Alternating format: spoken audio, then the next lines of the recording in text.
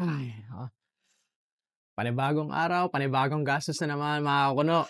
So, naghahanap ka ba ng mga budget meal na rotors pero reliable? So, nandito na. Eto na in-order natin. Ito na naman ang mga gastos-gastos natin.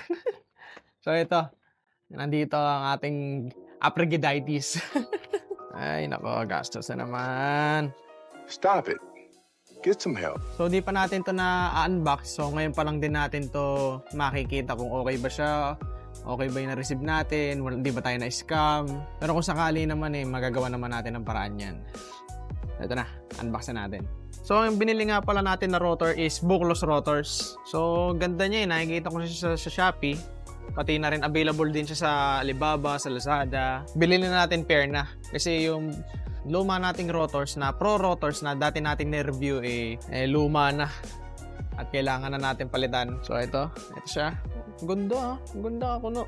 Ayun.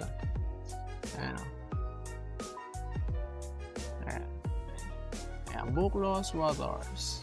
Floating rotor ang binili natin ako no. So ito siya, dalawa siya mga kuno. Ayan. Maganda yung packaging niya mga kuno. Mas maganda siya kaysa sa packaging na binili nating rotor, anong taon nga ba yun? Year 2018 yata yun. Ako, hindi ko na matandaan yung mga pinagbibili natin sa bike. So, binili nga pa natin is 160mm. So, ito siya. Ganda ako, no?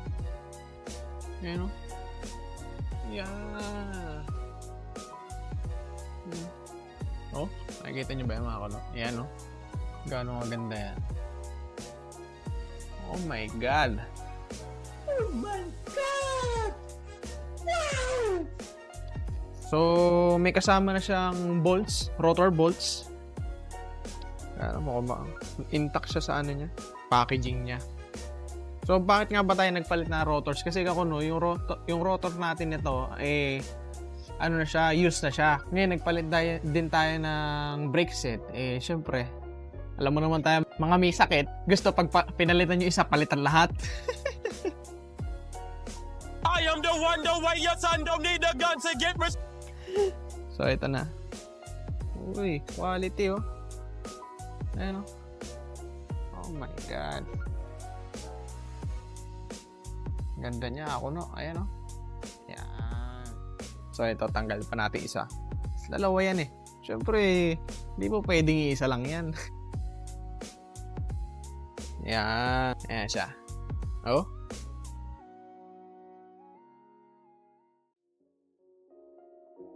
Yeah. Quality mga kuno.